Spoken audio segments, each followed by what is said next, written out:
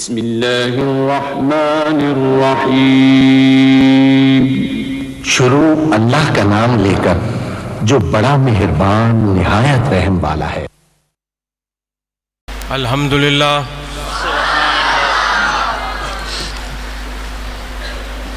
الحمدللہ رب العالمین،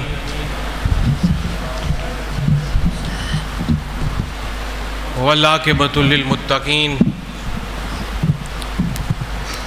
والصلاة والسلام علی سید الانبیاء والمرسلین، وعلی آلہ وصحابہ واولیاء امتہ اجمعین۔ سبحان اللہ۔ اما بعد فاعوذ باللہ من الشیطان الرجیم، بسم اللہ الرحمن الرحیم۔ یا ایتھا النفس المطمئنہ،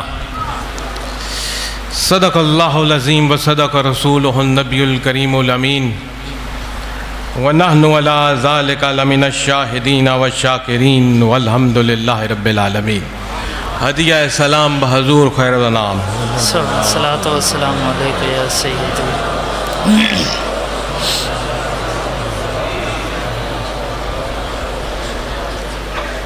میرے مسلمان بھائیوں اور میرے پیر بھائیوں، میں آپ کا زیادہ وقت نہیں لوں گا، مختصر سے وقت کے اندر چند گزارشات کرنے کی کوشش کروں گا، وہ بھی اس پاک اور مقدس محفل کے اندر محض اپنی حاضری کے لیے۔ سبحان اللہ۔ وہ پاک محفل جو کہ پاک لوگوں کی عظیم شہادت کی یاد تازہ کرنے کے لیے سجائی گئی ہے، اور کسی پاک کا ذکر کرنے کا حق بھی یہ ہے کہ بندہ خود بھی پاک ہو، باوضو ہو، اور رب کا گھر ہو، اس کا ظاہر بھی باطن دونوں پاک ہوں۔ اور کسی پاک کا ذکر کرنے کے لیے سب سے اہم ضروری چیز یہ ہے کہ جس بھی ذکر کرو تو وہ شریعت کے تابع رہ کر ذکر کیا جائے۔ شبر شک ذکر ان حدود کے اندر رہ کر کیا جائے جو اللہ رب العزت اور اس کے محبوب رسول نے ہمارے لیے مقرر فرمائی ہیں۔ کوئی بھی ایسا ذکر، کوئی بھی ایسا فعل جو ان حدود سے باہر نکل کر کیا جائے جو اللہ اور اس کے رسول نے متعین فرما دی ہیں، وہ ذکر نہیں رہتا، وہ ثواب نہیں رہتا، وہ رب کی نافرمانی ہو جاتا ہے۔ بے شک۔ تو اللہ کا شکر ہے، ذکر کر رہے ہیں تو پاک لوگوں کا، ذکر کر رہے ہیں تو پاک ہو کر، ذکر کر رہے ہیں تو پاک رب کے گھر میں بیٹھ کر، ذکر کر رہے ہیں تو شریعت کے دائرے میں رہ کر، ذکر کر رہے ہیں تو اللہ کی حدود کے اندر رہ کر، اور ذکر کر رہے ہیں تو ہم میں سے اکثر رب کے روزے کے ساتھ۔ سبحان اللہ۔ اور اس قسم کا ذکر کرنا شہدائے کربلا کے لیے آپ اور میرا کمال نہیں، اس نسبت کا کمال ہے جو آپ کی اور میری قبلہ سید محمد عبداللہ شاہ رحمت اللہ علیہ سے ہوئی۔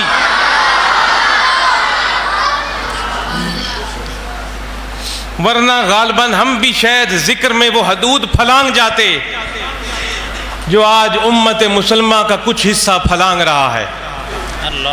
اللہ ان کو بھی ہدایت دے اور ہمیں بھی ہدایت دے کہ ذکر حسین کرتے وقت شریعت کو مد نظر رکھا جائے۔ جن چیزوں سے قرآن نے روکا ہے وہ کسی کے ذکر میں نہ کی جائیں، جن چیزوں کو محمد مصطفیٰ صلی اللہ علیہ وسلم نے اور خود حسین پاک نے ناپسند فرمایا ہے ان چیزوں کو نہ کیا جائے، کیونکہ اسی شریعت کو بچانے کے لیے، اسی شریعت کو مد نظر رکھ کر امام حسین نے اپنی جان کا نذرانہ پیش کیا۔ اور آج آپ کے ذکر کو بھی مد نظر رکھنے کے لیے یہ ضروری ہے کہ ہم اسی شریعت کو اپنے سامنے رکھیں جس کے لیے آپ نے اپنی جان کا نذرانہ پیش کر دیا۔ میرے دوستو، اللہ کا احسان ہے ہم پر لاکھ لاکھ، اس نے ہمیں مرشد عطا کیا۔ سبحان اللہ۔ وہ مرشد عطا کیا جس نے ہمارے عقائد کو درست کیا۔ یاد رکھیے، اگر عقائد بندے کی بگڑ جائیں تو اس کی عبادات بگڑ جاتی ہیں۔ لوگ بعض آج نماز کو بہت اہمیت دیتے ہیں۔ ہاں، نماز بہت اہمیت کی حامل ضرور ہے، لیکن اس کے ساتھ ساتھ یہ چیز اس سے بھی کہیں زیادہ اہم ہے کہ نماز کن عقائد کو مد نظر رکھ کر پڑھی جا رہی ہے۔ سبحان اللہ، بے شک۔ کیونکہ ایک نماز حسین رضی اللہ تعالیٰ عنہ نے بھی کربلا میں پڑھی، جس کے دوران آپ کو شہید کر دیا گیا، اور ایک نماز یزید کے فوجیوں نے بھی کربلا میں پڑھی۔ یزید کے فوجیوں نے بھی کربلا میں نماز ادا کی، اور ان میں سے بعض پکار کر کہتے تھے جلدی معاملہ ختم کرو، نماز قضا ہو رہی ہے، جلدی معاملات کو کسی طرح لگاؤ ان آل رسول کے کہ ہماری جمعے کی نماز قضا ہو رہی ہے۔ ایک نماز وہ تھی جو حسین نے بھی پڑھی اور حسین رضی اللہ تعالیٰ عنہ کے ساتھیوں نے بھی کربلا میں ادا کی جتنے دن بھی وہ رہے، اور ایک نماز وہ بھی تھی جو وہ 20,000 یا 22,000 یا 30,000 کا جتنا وہ مجمع تھا وہ بھی وہاں نماز ادا کر رہا تھا۔ اس لیے میں نے عرض کیا نماز بہت ضروری ہے، لیکن نماز کے ساتھ ساتھ ان عقائد کا درست ہونا بہت ضروری ہے جن کو دل میں لے کر بندہ اللہ کی بارگاہ میں کھڑا ہو۔ سبحان اللہ۔ اور وہ عقائد درست کیے آپ کے اور میرے مرشد نے آ کر، یہ رب کا احسان مانا کرو۔ وہ عقائد کیا ہیں جو آپ کے اور میرے پیر نے درست کیے ہمارے، جو بے حد ضروری ہیں؟ وہ عقائد توحید کے بعد شروع ہوتے ہیں۔ توحید کہتے ہیں رب کو ایک ماننا، رب کو ہم سب ایک مانتے ہیں۔ حضور نے خود فرما دیا تھا کہ میری امت میں کوئی شرک نہیں ہوگا۔ سبحان اللہ۔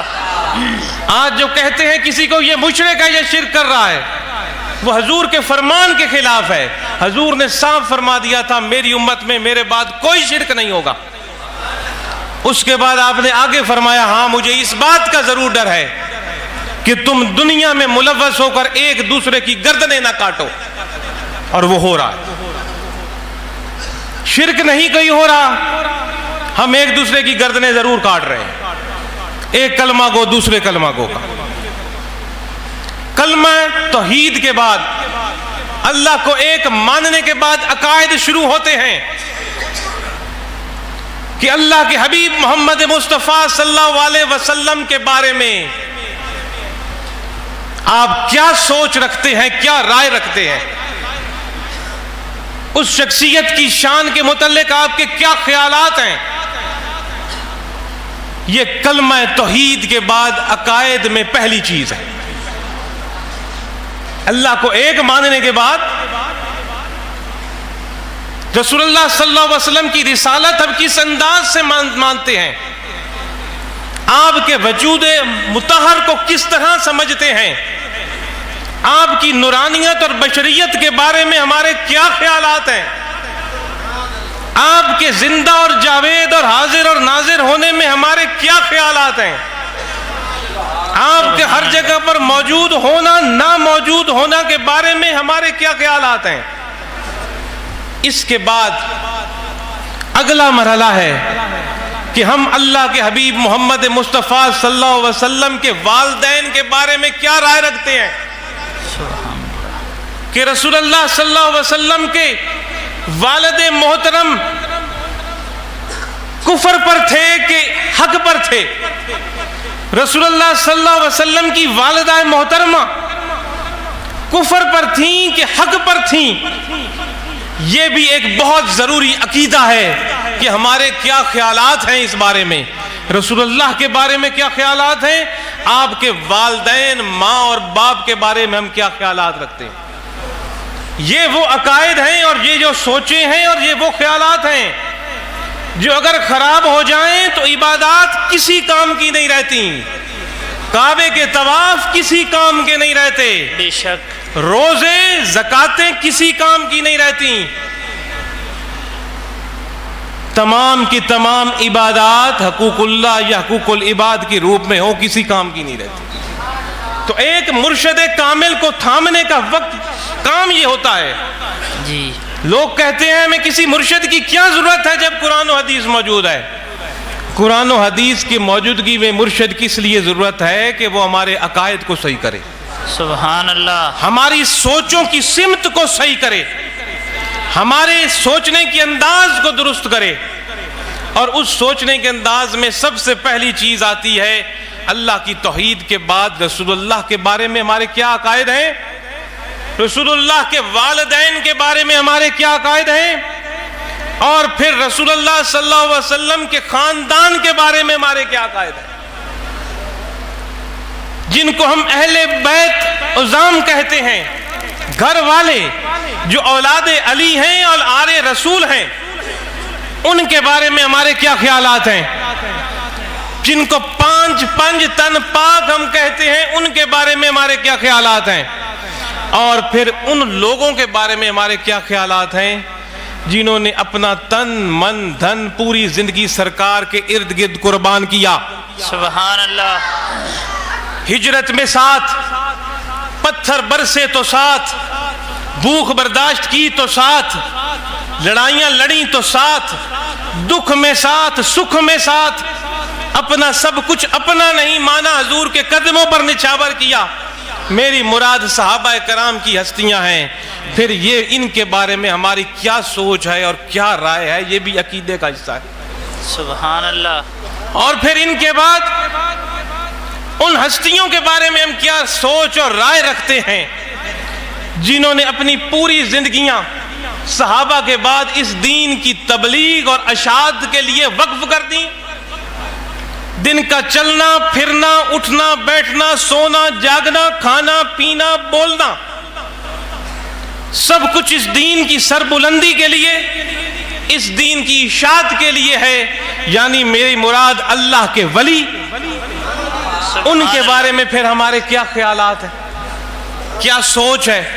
یہ جو 3-4 چیزیں ہیں رسول اللہ کے بارے میں، رسول اللہ کے والدین کے بارے میں، رسول اللہ کی اہل بیت کے بارے میں، رسول اللہ کے صحابہ کے بارے میں، اور اللہ کے ولی دوستوں کے بارے میں، یہ جو ذہنی سوچ اور خیالات ہے نا، ان کو درست کرنے کے لیے اور سمت پر لانے کے لیے جو صحیح سمت ہے کسی مرشد کامل کو تھاما جاتا ہے۔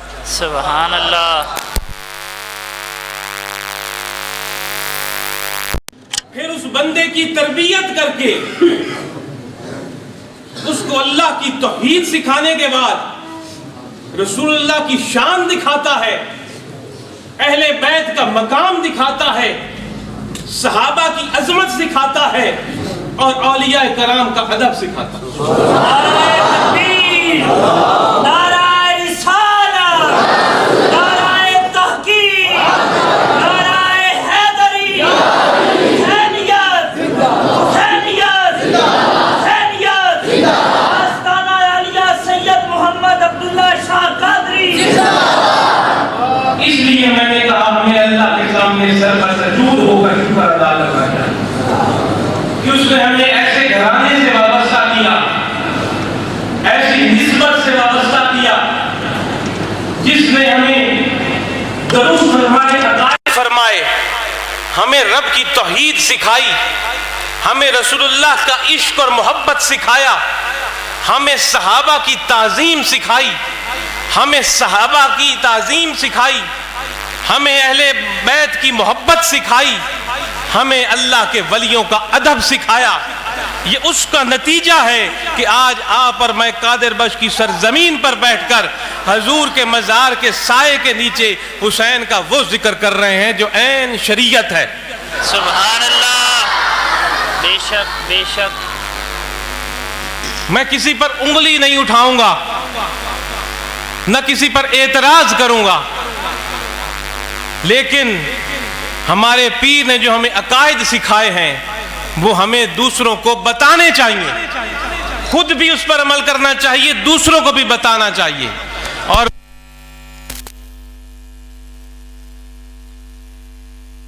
چیزوں کو، بنیادی چیزیں ہیں، ان کو درست کر لو، ورنہ ہماری عبادت کسی قابل نہیں رہے. آج 10 محرم کا دن ہے.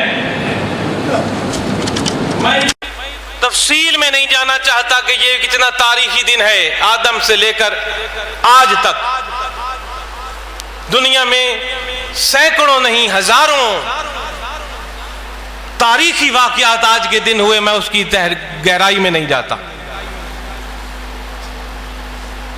صرف محمد کریم صلی اللہ علیہ وسلم سے ہی شروع کر لیں.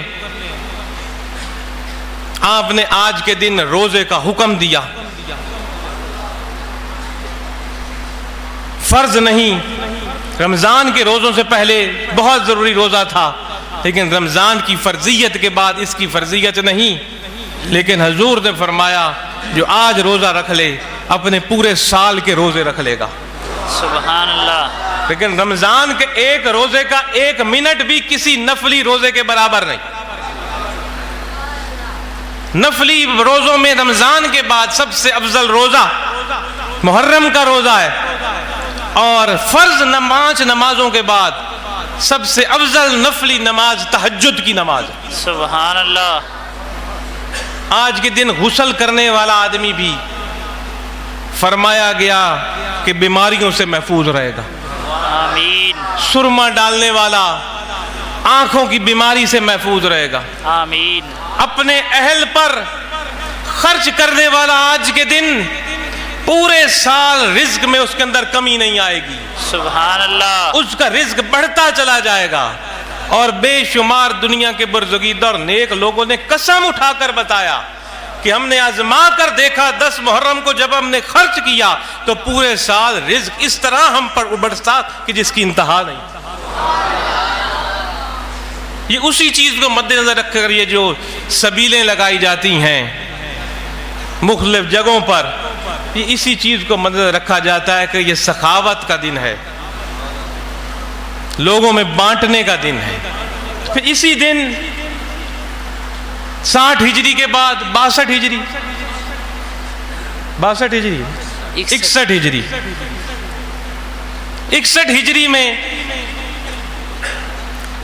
عراق کے علاقے کرب و بلا وہ بہت ہی عجیب و غریب علاقہ تھا. اتنا سخت قسم کا ریگستان تھا کہ سفر کرنا بہت مشکل تھا اس میں.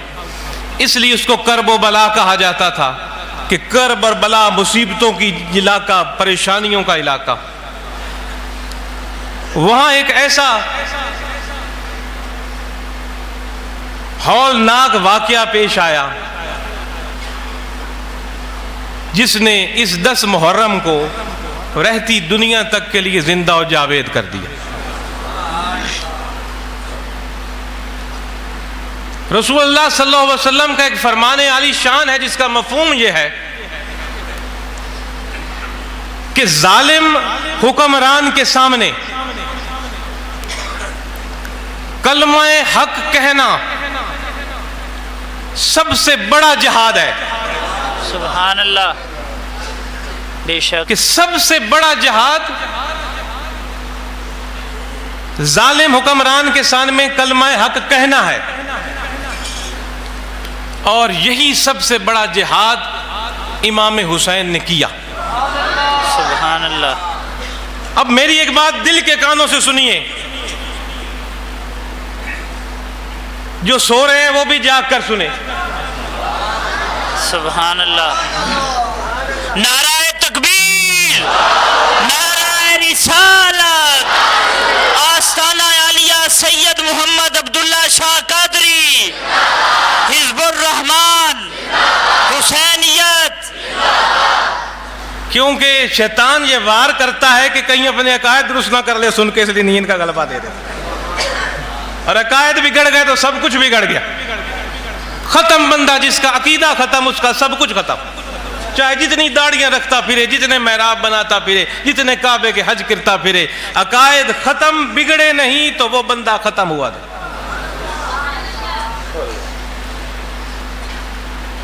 رسول اللہ کے فرمان کا مفہوم کہ ظالم کے سامنے کلمہ حق کہنا افضل جہاد ہے۔ جی اب آئیے، آج میرے سمیت ہم جو بڑے بڑے مقررین بنتے ہیں، ہم آج ان سٹیجوں پر کھڑے ہو کر یزید کو بہت گالیاں نکالتے ہیں کہ جی وہ بے ایمان تھا، شرابی تھا، زانی تھا، بدماش تھا، حدود اللہ کا خیال نہیں رکھتا تھا، اس نے جی آل رسول کا احترام نہیں کیا، اس نے انتہا کر دی ہر چیز کی، رب کی اور اس کے رسول کی نافرمانی میں۔ آج میرے سمیت ہم ان خوبصورت ممبروں پر کھڑے ہو کر، خوبصورت جگہ پر کھڑے ہو کر یزید پر تنقید کرتے ہیں اور کلمہ حق کہتے ہیں، لیکن میرے دوستو یہ کلمہ حق اس وقت پتا چلے گا کہ افضل مجاہد کون ہے، سبحان اللہ، جب ہمیں یہ پتا چلے کہ ہم یزید کے خلاف اگر ایک لفظ بھی نکالیں گے تو فوج تیار کھڑی ہے ہمیں پکڑنے کے لیے۔ اور آج کا مولویوں کو تو حال ہے، وہ سپیکر بند کر دیے انہوں نے، اور ایک سپاہی آ جائے تو مولوی بولتا نہیں، تو کلمہ حق کس کے خلاف بولنا ہے؟ ہم لوگوں نے ایک چھوٹے سے سپاہی کے آگے تو کلمہ حق بولا نہیں جاتا، تو حکمران کے آگے کلمہ حق ہم نے کیا بول سکنا ہے؟ سوچ لو، سوچو ذرا کہ ہم یہیں اگر کھڑے ہوں اور میں یزید کو گالیاں دے رہا ہوں اور مجھے یہ پتا چل جائے کہ باہر 20,000 فوج یزید کی کھڑی ہے، جس کے ایک اشارے پر مجھے گولیوں سے چھلی کر دیا جائے گا، جس کے ایک اشارے سے میرے بیوی بچوں کا تیس نیس کر دیا جائے گا، تو دیکھیں گے کلمہ حق کہنے والے کتنے بچتے ہیں۔ اللہ اللہ اللہ اللہ۔ آؤ اب حسین کا ایمان دیکھو، وہ شخصیت ڈگمگائی۔ حسین رضی اللہ تعالی عنہ کی شہادت کوئی ٹھکی چھپی چیز نہیں تھی۔ آپ مدینہ منورہ میں پیدا ہوئے تھے تو آپ کی شہادت عام ہو گئی تھی، رسول اللہ نے بشارتیں دے دی تھیں، لیکن پوری زندگی نہ رسول اللہ صلی اللہ علیہ وسلم نے دعا فرمائی، نہ علی مرتضیٰ نے حضور سے کہا، نہ بی بی فاطمہ زہرا نے حضور سے کچھ کہا، نہ کسی صحابی نے حضور سے کچھ کہا، صرف ایک ہی دعا ہوتی، ہمارا حسین ثابت قدم رہے۔ سبحان اللہ۔ اس سے پتہ چلتا ہے حسین رسول اللہ کا بھی حسین ہے، علی اور فاطمہ کا بھی حسین ہے، اور صحابہ کا بھی حسین ہے۔ انہوں نے وہاں کھڑے ہو کر کلمہ حق کہا، اور یہ کربلا کوئی 1 2 یا 4 دن کی بات نہیں تھی۔ جس دن سے یزید نے حلف اٹھایا تھا حکمرانی کا، جب آپ مدینہ منورہ میں تھے، یہ کئی ماہ پر محیط کربلا تھی، آپ کو ہر انداز میں دبایا گیا، پریشرائز کیا گیا کہ بیعت کرو، کیونکہ یزید کے ذہن میں تھا کہ 4 بندوں کے بیٹے میری حکومت کے لیے خطرہ ہیں، اور وہ 4 لوگ کون سے تھے؟ حسین بن علی، عبداللہ بن عمر، سبحان اللہ، اور محمد بن ابو بکر، اور عبداللہ بن زبیر۔ حضرت زبیر کے صاحبزادے، حضرت عمر کے صاحبزادے، حضرت ابو بکر کے صاحبزادے، اور حضرت علی کے صاحبزادے۔ ایک فطری بات تھی کہ ان لوگوں کو جو کنیکشن اور تعلق رسول خدا سے ہے، اگر یہ بچے، یہ جوان گھر سے نکل پڑے مدینے سے اس کی حکومت کے خلاف، تو ان کے پیچھے لوگوں کا ہجوم مٹ آئے گا، کیونکہ ابو بکر صدیق کے صاحبزادے، عمر فاروق کے صاحبزادے، حضرت زبیر کے صاحبزادے، حضرت مولا علی کے صاحبزادے جب یہ میدان میں نکلتے تو یزید جو حضرت معاویہ کا بیٹا تھا اس کی کوئی حیثیت نہیں تھی، تو اس کے یہ ذہن میں تھا کہ ان لوگوں سے جلد بیعت لی جائے. اس نے ہر انداز میں پریشرائز کیا. مدینہ منورہ میں جب زیادہ پریشر ڈالا گیا تو حضرت امام حسین رضی اللہ تعالیٰ عنہ نے مکہ کی طرف ہجرت فرمائی، کیونکہ مکہ میں یزید کی طاقت کمزور تھی، مکہ کے ارد گرد بنو ہاشم کی طاقت تھی اور انہوں نے اپنے آپ کو محفوظ سمجھا، اس لیے وہاں تشریف لے گئے. لیکن وہاں سے جس طرح آپ کوفہ گئے کیا تھا کیا نہیں تھا اس تفصیل میں نہیں جانتا. میں صرف یہ عرض کرنا چاہتا ہوں کہ آپ نے کلمہ حق صرف کربلا میں نہیں کہا، آپ نے یہی کلمہ حق ظالم حکمران کے خلاف مدینہ منورہ میں بھی بولا کہ میں نہیں بیعت کر سکتا اس کی. جس زبان کو محمد رسول اللہ چوستے تھے ایک زانی کی حکومت قبول کرے، جس ہاتھ کو محمد مصطفیٰ صلی اللہ علیہ وسلم بوسے دیتے تھے آج ایک زانی شرابے کے ہاتھ میں ہاتھ ملائے. آپ مدینہ میں بھی یہی کہتے رہے، آپ مکہ مکرمہ میں بھی یہی درس دیتے رہے، آپ حج سے چند دن پہلے مکہ چھوڑنے پر بھی یہی درس دیتے رہے. آپ کربلا میں جب پہنچے تو وہاں بھی آپ کا یہی آپ کی سوچ تھی اور یہی آپ کا نعرہ تھا. آپ کو گھیرا گیا، پانی آخری دنوں میں بند کر دیا گیا. آپ کو پھر بھی آپ نے پانی بند ہونے کے بعد بھی کہا کہ میں ظالم کے خلاف کلمہ حق بولوں گا. جب پانی بند کرنے کے بعد 10 محرم کے دن کو باری باری آپ کے رفقا کو شہید کیا گیا، آپ کے معصوم بیٹے کو شہید کیا گیا، آپ کے جوان بیٹوں کو شہید کیا گیا، آپ کی آنکھوں کے سامنے حضرت حسن کے صاحبزادوں کو شہید کیا گیا، آپ کی آنکھوں کے سامنے صحابہ کے صاحبزادوں کو آپ کے سامنے شہید کیا گیا. آپ نے پھر بھی ظالم کے سامنے کلمہ حق بولا. جب اکیلے رہ گئے، آخری رہ گئے، تو پھر بھی کلمہ حق بولا اور کہا مجھے اس کے آگے جھکنے دو. سبحان اللہ. نعرہ تکبیر، نعرہ رسالت، نعرہ تحقیق، نعرہ حیدری، حسینیت، آستانہ عالیہ سید محمد عبداللہ شاہ قادری. آپ نے اپنی زندگی کی بھیک نہیں مانگی ان سے، اپنے بچوں کی زندگی کی بھیک نہیں مانگی، ان کو صرف روکا اس لیے کہ مجھے ظہر کی نماز ادا کرنے دو، مجھے شکر ادا کرنے دو اپنے خالق کا کہ اس نے حسین کو ثابت قدم رکھا سارے سفر میں. مجھے شکر ادا کرنے دو اپنے خالق کا، اس نے حسین کو مصیبتوں پر بھی ثابت قدم رکھا، اولاد کو قربان ہوتے دیکھ کر بھی ثابت قدم رکھا، اور پھر سب کچھ قربان کر کے بھی کہا تو سب سے اعلیٰ ہے. دل پر ہاتھ رکھو.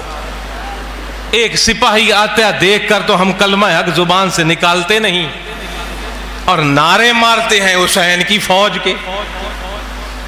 وہ حسین جس نے کلمہ حق کہا ڈٹ گئے، جان دے دی، کلمہ حق سے پیچھے نہیں ہٹی. اور آج شریعت اگر زندہ ہے تو حسین کے کردار کے صدقے.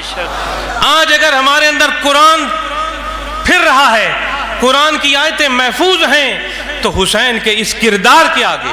اور حدیث تو حضور کی امام حسین کے 250 سال بعد لکھی گئی ہے. جو آج حدیثیں ہمارے درمیان موجود ہیں وہ حدیثیں امام عالی مقام کی شہادت کے 250 سال بعد تقریباً لکھی گئی ہیں. لوگوں نے بڑی تحقیق کر کے لکھی ہیں، اپنی زندگیاں صرف کر کے لکھی ہیں، وہ علم کا خزانہ ہم تک پہنچایا ہے. لیکن حسین کا کردار تو چلتی پھرتی قرآن کی بھی تفسیر اور چلتی پھرتی پوری کی پوری حدیث کی تفسیر ہے. حسین کو دیکھ لو، حسین کے کردار کو دیکھ لو، حسین کو قول اور فعل کو دیکھ لو، پورا قرآن اس میں ہے، پورا سرکار کی حدیث ہے اس کے اندر.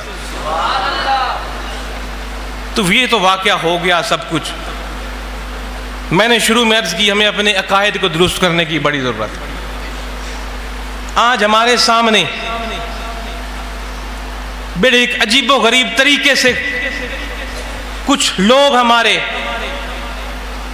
جو ہمارے میں سے ہی ہیں صحابہ کی کو الگ بیان کر دیتے ہیں اور اہل بیت کو الگ رکھ دیتے ہیں. کہ جی شاید خدا نہ خواستہ یہ صحابہ کوئی اور تھے اور اہل بیت کچھ اور تھے، حالانکہ صحابہ اور اہل بیت میں کوئی فرق نہیں تھا۔ وہ میں ایک مثال دے کر آپ سے پوچھتا ہوں، اس کے بعد پھر میں اہل بیت کی بات کرتا ہوں۔ صحابی کس کو کہتے ہیں؟ صحابی اس کو کہتے ہیں جس نے ایمان کی آنکھ کے ساتھ اللہ کی توحید اور اس کے نبی کی رسالت کو تسلیم کرنے والی آنکھ کے ساتھ رسول پاک کی زیارت کی ہو، اس کو کہا جاتا ہے صحابی۔ اب قیامت تک کتب آ سکتے ہیں، ابدال آ سکتے ہیں، غوث آ سکتے ہیں، پیر آ سکتے ہیں، ولی آ سکتے ہیں، کوئی صحابی نہیں آ سکتا۔ نمبر 2، کوئی جتنا بھی بڑا پیر بن جائے، فقیر بن جائے، ولی بن جائے، غوث بن جائے، ابدال بن جائے، پیران پیر غوث العظم بن جائیں، پھر بھی صحابی سے نیچے، پھر بھی صحابی سے نیچے۔ حضور غوث پاک رحمت اللہ علیہ نے، جن کے آپ اور میں مرید ہیں، یہ غوث پاک کا ہی فیض ہے جو جہاں چل رہا ہے۔ حضور غوث پاک شہنشاہ بغداد نے فرمایا، ایک گھوڑا ہو، گھوڑے کے اوپر ایک صحابی بیٹھا ہو، اس گھوڑے کے پاؤں کے نیچے جو مٹی یا ریت کا ذرہ آ جائے، وہ مٹی اور ریت کا ذرہ غوث پاک سے افضل ہے۔ صحابی تو اوپر کی بات، ایک گھوڑا ہو، اس پر ایک صحابی بیٹھا ہو، اور اس صحابی، اس گھوڑے کے پاؤں کے نیچے ریت کا جو ذرہ آئے، حضور غوث العظم نے فرمایا وہ عبد القادر سے افضل ہے۔ حضور نے صحابہ کے بارے میں ارشاد فرمایا، میرے صحابہ ستاروں کی مانند ہیں، چمک رہے ہیں، ہر صحابی میرا ہدایت پر ہے، جس صحابی کی پیروی کرو گے تم ہدایت پا جاؤ گے، جس صحابی کے پیچھے چلو گے تم صراط مستقیم پر چلو گے، کیونکہ یہ وہ لوگ ہیں جنہوں نے اپنا سب کچھ میرے محمد پر قربان کر ڈالا۔ صحابی اس کو کہتے ہیں۔ صحابی کا مقام مختصر میں نے عرض کر دیا، ورنہ اگر اس پہ چلا جاؤں تو بہت وقت لگ جائے گا اسی بات پر، صحابہ کا کیا مقام، ایک ایک صحابی کا مقام۔ اب یہ جو ہمارے سامنے ایک تصویر پیش کی جاتی ہے، صحابہ الگ اور اہل بیت الگ، اب میں اس کی طرف آتا ہوں۔ یہ جو 5 تن پاک آپ نے سنا ہوگا کہ 5 تن پاک، 5 تن پاک میرے بھی آنکھوں کے پر، آپ کے بھی آنکھوں پر۔ 5 تن پاک کون ہیں؟ رسول اللہ صلی اللہ علیہ وسلم کی ذات، مولا علی کی ذات، بی بی فاطمہ الزہرا رضی اللہ تعالی عنہا کی ذات، امام حسن کی ذات اور امام حسین کی ذات۔ ان کو 5 تن پاک کہتے ہیں۔ ان کے قدموں کی مٹی ہمارے آنکھوں کا سرما۔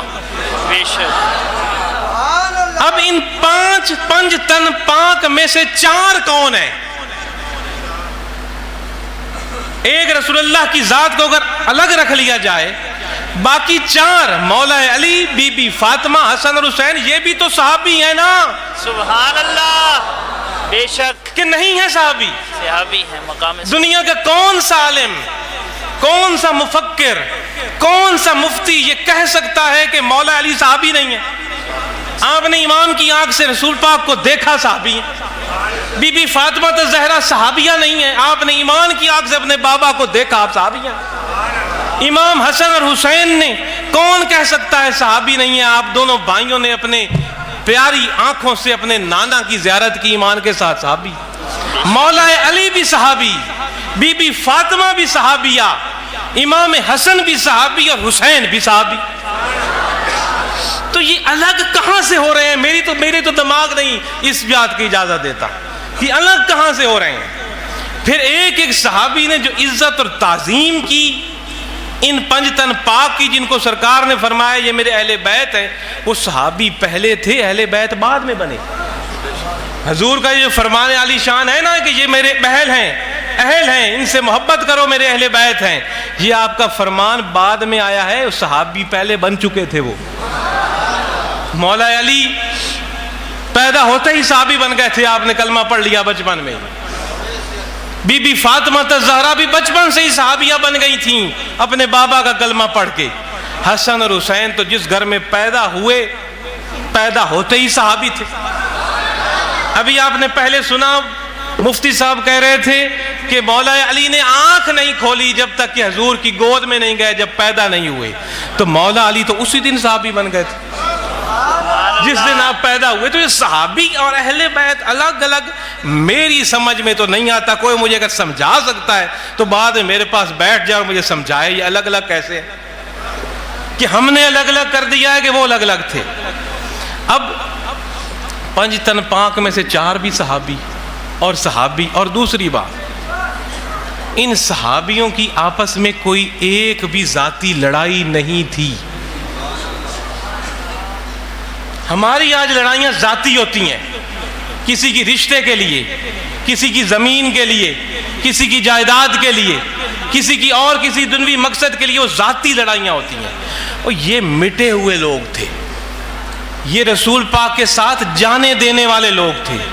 ان کو اللہ کے رسول کی تربیت تھی، رسول اللہ صلی اللہ علیہ وسلم کا ان کو ساتھ تھا، رسول اللہ کے ساتھ ان کا اٹھنا بیٹھنا کھانا پینا تھا.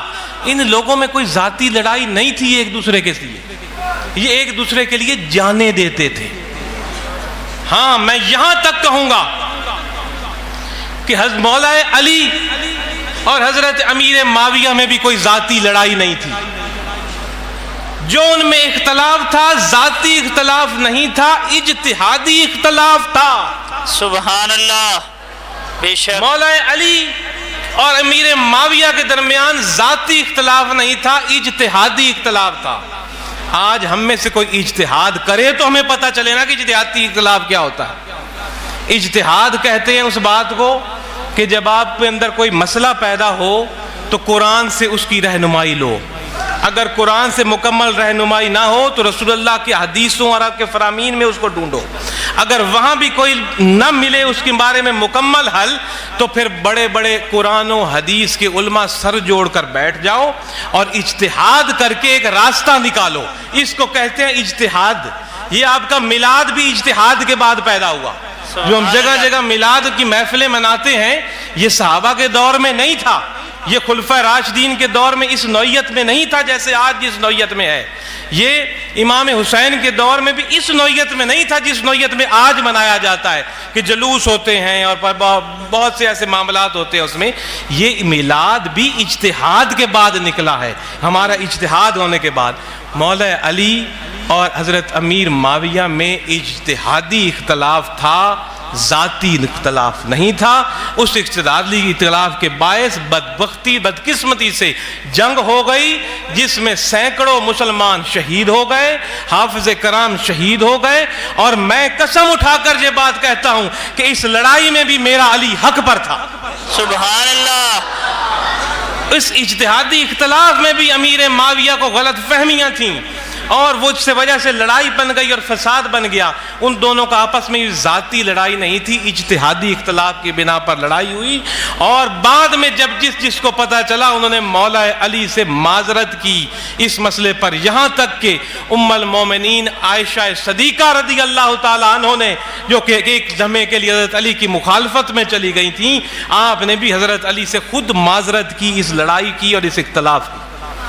تو ان کا آپس میں کوئی اختلاف نہیں. اگر ہم کہیں نا اختلاف تھا تو وہاں قرآن بولتا ہے، قرآن بولتا ہے وَالَّذِينَ مَعَهُ أَشِدَّاءُ عَلَى الْكُفَّارِ، کہ اے محمد جی آپ کے جو ساتھی ہیں یہ کافروں پر شدید اور سخت ہیں. رُحَمَاءُ بَيْنَهُمْ، یہ بینہم کے لفظ کاٹ دو تو پھر ہم مانیں گے ان کی لڑائی تھی. قرآن میں اللہ نے رد کر دیا اے محمد تیرے صحابی ایک دوسرے کے ساتھ شیر اور شکر ہیں، سبحان اللہ، رحم دل ہیں، ان میں کوئی لڑائی نہیں، کوئی ذاتی فساد نہیں. قرآن نے اس بات کو واضح کر دیا ہے. اور محمد رسول اللہ کی رسالت کے بعد اللہ نے فرمایا کافروں پر شدید ہیں، آپس میں شیر اور شکر اور پیار اور محبت کرنے والے ہیں. تو یہ کیسے ہو سکتا ہے کہ علی اور امیر معاویہ کے درمیان لڑائی تھی تو اللہ کا کلام جھوٹ بول رہا ہے؟ نہیں، اجتہادی اختلاف تھا جو وقت کے ساتھ ختم ہوا اور اس کے بعد معذرتیں ہوئیں. میرے دوستو، یہاں یہ عرض کروں، صحابہ ایک سے ایک بڑھ کر، اور جس کی پیروی کرو کہ حق کی پیروی ہوگی، اور اہل بیت ایک سے ایک بڑھ کر۔ مولا علی کی جو شان ہے وہ کوئی کیا بیان کر سکتا ہے؟ رسول اللہ صلی اللہ علیہ وسلم نے فرمایا عرب کے سردار کو بلاؤ۔ یہ جنگ کے موقع پر جب کہ آپ نے فرمایا کہ کل قلعہ فتح ہوگا، میں اس کو علم دوں گا جو کل فتح کرے گا۔ آپ پہلے دن بھی کہہ سکتے تھے کہ علی کو بلاؤ، اس کو یہ علم دے دو۔ آپ نے فرمایا کل میں بتاؤں گا، کل کسی ایسے شخصیت کے ہاتھ میں علم دوں گا کہ یہ قلعہ فتح ہو جائے گا۔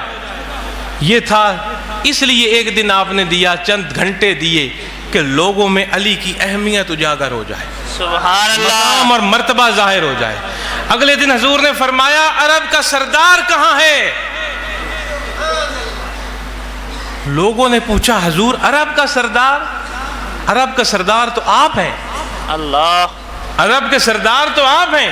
جی، حضور نے فرمایا میں اولاد آدم کا سردار ہوں، سبحان اللہ، چاہے کوئی عرب میں بسے، چاہے کوئی عجب میں برسے، چاہے کوئی شمال میں رہے، چاہے کوئی جنوب میں رہے، چاہے کوئی مشرق میں رہے، کوئی مغرب میں رہے، میں محمد اولاد آدم کا سردار ہوں کہ جہاں اولاد آدم بستی ہے میں وہاں سردار ہوں۔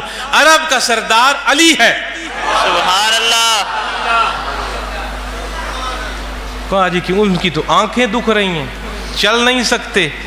دو بندے پکڑ کر لے کر آئے، آپ نے اپنا لواب دہن لگایا، آنکھیں تندرست ہو گئیں۔ آپ نے علم ٹھپایا کہ یہ شیر خدا ہے، خدا کا شیر ہے، جس کا میں مولا اس کا علی مولا۔ سبحان اللہ، یہ باب العلم ہے، جس نے علم کی طرف آنا ہے علی کے قدموں سے لپٹ کر مجھ تک آئے۔ میں محمد علم کا گھر ہوں اور علی باب العلم ہے، علم کا دروازہ ہے اس گھر کا۔ اب جناب حضور نے فرمایا نا کہ جس کا میں مولا اس کا علی مولا۔ اب بعض لوگ جو ہم میں سے ہیں، ہمارے ملک میں بھی بستے ہیں، وہ کہتے ہیں یہ جناب یہ مولا علی کیا ہوتا ہے؟ یہ مولا علی کیا ہوتا ہے؟ مولا تو اللہ ہے، یہ مولا علی کس لیے کہا جاتا ہے؟ میں تو کہوں گا مولا حسین بھی میں کہوں گا، سبحان اللہ، ایک قدم آگے آ کر۔ یہ جو بڑی بڑی باتیں کرتے ہیں، خود اپنے آپ کو مولانا کہتے ہیں، مولا مولانا سبحان اللہ، اپنے ناموں سے پہلے لکھا ہوتا ہے نا ان کے۔ جی، مولا اسی سے نکلا ہے مولانا، اسی کا نکلا ہے نہیں مولانا۔ جی جی، اپنے ناموں کے آگے، اشتہاروں کے آگے، اعلانوں کے آگے تو مولانا فلانا فلانا۔ لیکن اگر داماد رسول کو مولا کہہ دیا جائے، جس کو حضور نے لقب دیا، تو ان کو تکلیف ہوتی۔ وہ میں نے کہا نا، عقیدہ ہمارے پیر نے ہمارا درست کیا، بے شک، ورنہ ہم بھی شاید کہتے یہ مولا کیا ہوتا ہے، مولا علی کیا ہوتا ہے۔ وہ مولا علی کی مخالفت کرنے والے اپنے آپ کو مولانا کہلواتے ہیں۔ اور نمبر دو، ایک اور سمجھنے والی بات ہے، صدیق اکبر کا نام کچھ اور ہے۔ صدیق اکبر کہتے ہیں سب سے بڑا سچا، تو سب سے بڑا سچا تو اللہ ہے۔ ابو بکر صدیق کو کیوں صدیق اکبر کہتے ہیں؟ فاروق، حق اور باطل میں فرق کرنے والا تو رب ہے۔ حضرت عمر رضی اللہ تعالیٰ عنہ کو عمر فاروق کیوں کہتے ہو؟ غنی تو اللہ ہے، ہر چیز اس کی دینے والا وہ غنی تو رب ہے، پھر عثمان غنی کیوں کہتے ہو؟ اگر صدیق پر اعتراض نہیں، فاروق پر اعتراض نہیں، غنی پر اعتراض نہیں، تو مولا پر کیوں اعتراض ہے؟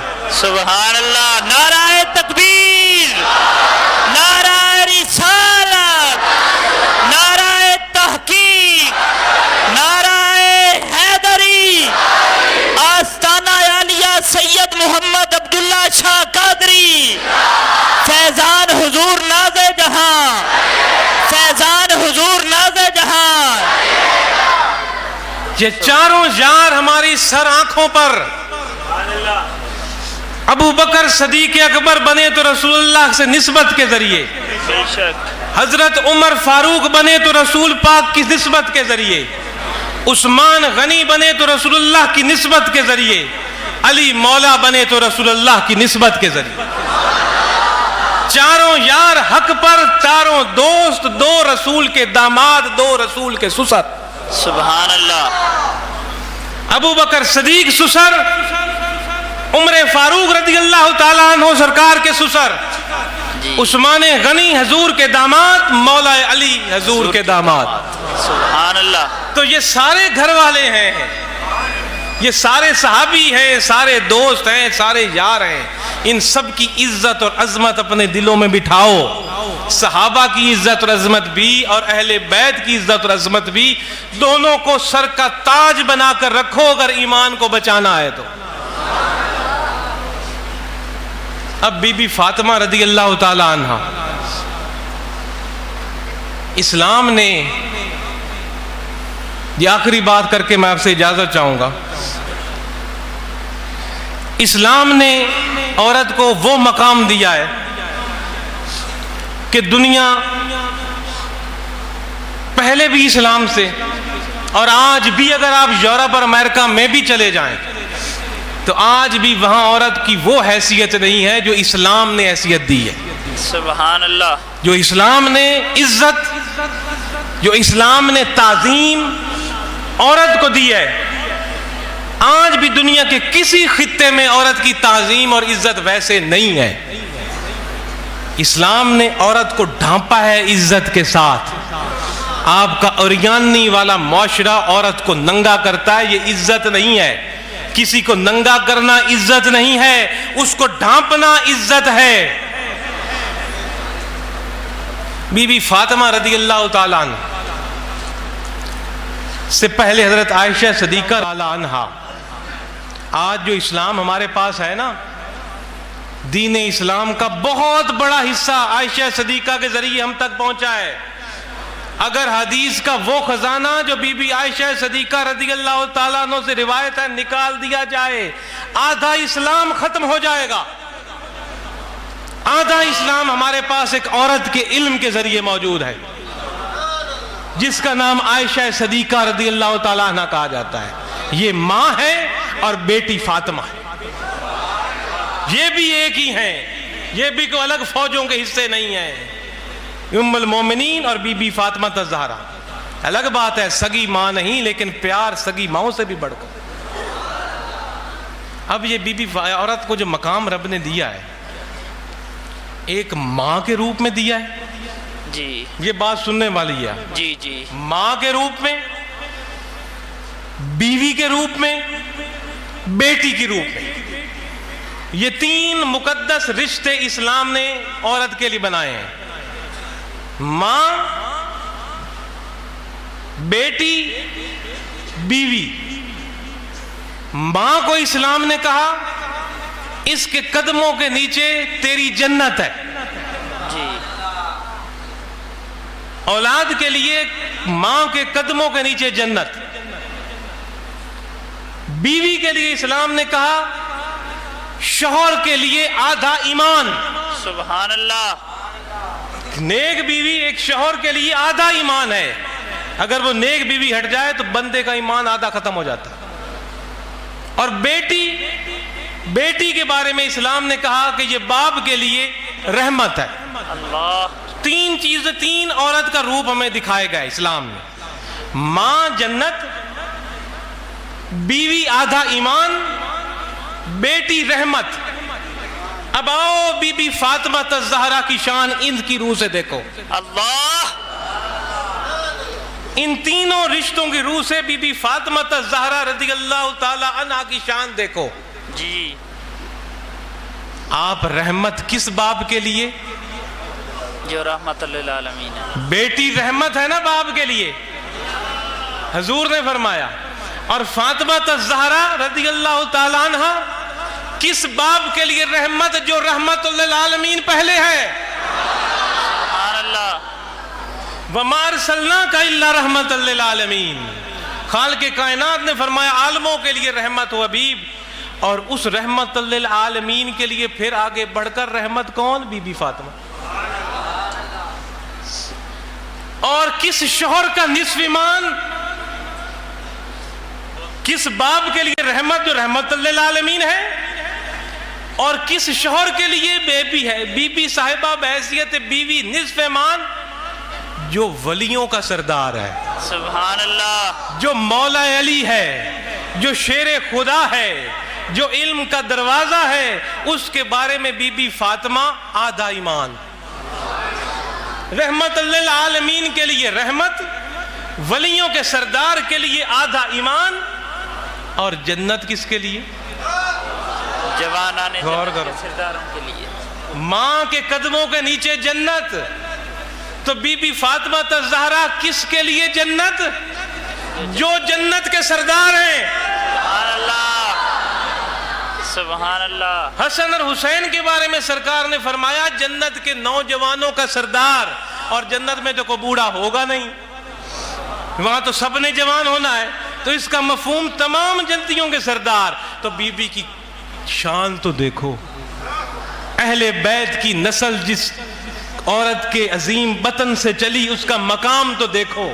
وہ رحمت ہے تو رحمت للعالمین کے لیے، وہ نصف ایمان ہے تو ولیوں کے سردار مولا علی کے لیے، وہ کے پاؤں جنت ہیں تو حسن حسین جنت کے سرداروں کے لیے. یہ وہ بی بی فاطمہ الزہرا ہیں. قیامت کے دن جب آپ کی سواری آئے گی تو اعلان کرنے والا منادی کرے گا، سب آنکھیں جھکا لو، سردنیں نیچی کر لو. چاہے کوئی ولی ہے، کتب ہے، ابدال ہے، صحابی ہے، گردنیں نیچی کر لو. رحمت للعالمین کی صحابزادیوں کی سواری گزر رہی ہے. سبحان اللہ. 4 صحابزادیوں. تو میرے دوستو، میں نے تھوڑی سی صحابہ کی شان بیان کی، ہلکی سی، ٹائم بڑا ہو گیا، ہلکی سی شان اہل بیت کی بیان کی،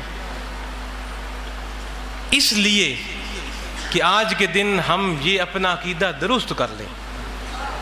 درست تو پہلے ہے مرید ہونے کے ناطے، مضبوط کر لیں کہ صحابہ اور اہل بیت کی کوئی الگ فوجیں نہیں تھیں، اور یزید کے پاس کوئی صحابی نہیں تھا جس نے کہ امام کے ساتھ یہ ظلم کرایا. نہ یزید خود صحابی تھا، نہ اس کے مشیر صحابی تھے. اگر کوئی صحابی 61 ہجری میں زندہ بھی تھے تو اتنے بزرگ تھے کہ وہ گھروں میں بیٹھے ہوئے تھے، وہ بھی انگلی پر چند گنے جا سکتے تھے، بہت وقت بیت گیا تھا. کوئی ایک صحابی بھی اگر کربلا میں سامنے آ جاتا تو حسین سے پہلے اپنی جان دیتا، اور صحابی تھے اس 72 کے قافلے میں. وہ جو 72 کا یا 100 کا یا 115 کا یا جتنے کا بھی قافلہ تھا، اس اختلاف ہے، اس میں صحابہ بھی موجود تھے، امام حسن کے بیٹے بھی موجود تھے، حضرت عمر ابو بکر کے بیٹے بھی موجود تھے. انہوں نے ساتھ جانے دی سرکار امام حسین کے ساتھ. اللہ رب العزت ہمیں حضرت امام حسین رضی اللہ تعالیٰ عنہ کی سیرت اپنانے کی توفیق دے. ہمیں حق بات اگر ظالم حکمران کے سامنے نہیں تو کم از کم اپنے نفس کے سامنے تو کہنے کی توفیق دے. اگر ظالم حکمران کو ہم طاقت نہیں رکھتے لگام ڈالنے کی، اپنے نفس کو تو لگام ڈال کر سرکار کے تابع اور فرما بردار لے آئیں. اگر ہم اپنا قول اور فعل، ساری امت مسلمہ اور یہ پاکستان خاص کر اپنا قول اور فعل اگر آج بھی امام حسین کے طریقے پر لے آئیں تو آج بھی ہم پر عمر فاروق جیسے حکمران آ جائیں گے، کیونکہ ہمارے اعمال ہی ہم پر حاکم ہوتے ہیں. کلمہ حق تو دور کی بات، اللہ رب العزت ہمیں اپنے نفس کے ساتھ جہاد کی توفیق دے. یہ بھی بہت بڑا جہاد ہے تاکہ ہم حضرت حسین رضی اللہ تعالیٰ عنہ انہوں نے جس شریعت کو بچانے کے لیے جان دی، اس شریعت پر ہم عمل کرنے کی ہمیں توفیق عطا فرمائے، شریعت کو لوگوں تک پہنچانے کی توفیق عطا فرمائے، اور اپنے آپ کو بھی اور اپنی اولاد کو دین سکھانے کی توفیق عطا فرمائے. یا ایتھا النفس المطمئنہ، خالق کائنات نے فرمایا جب میرا اس دنیا سے میرے بندے کے جانے کا وقت ہوگا تو اسے کہا جائے گا یا ایتھا النفس المطمئنہ، اے اطمینان والی جان چل. سبحان اللہ. قرآن کے لفظ ہیں، اے ایمان والی، اے اطمینان والے نفس چل، تو آج رب سے راضی اور تیرا رب تجھ سے راضی، چل میرے خاص بندوں کی جماعت میں اور میری جنت میں۔ اللہ کریم ہم سب کو یہ الفاظ سنوائے مرتے دم تک، اور ہماری جان بھی مطمئن لوگوں میں ہو، کیونکہ ہم ایک مطمئن نفس کے ساتھ بیعت کیے بیٹھے ہیں۔ اللہ ہمارے قول و فعل کو بھی اپنے مرشد کے مطابق کرے، وہ مرشد جس نے ہمیں حسین کا سبق سکھایا، اہل بیت کی محبت سکھائی، صحابہ کی عظمت سکھائی، رسول اللہ کا عشق سکھایا اور اللہ کی توحید سکھائی۔ اللہ رب العزت ہم سب کا حامی و ناصر ہو۔ وآخر دعوانا ان الحمدللہ رب العالمین۔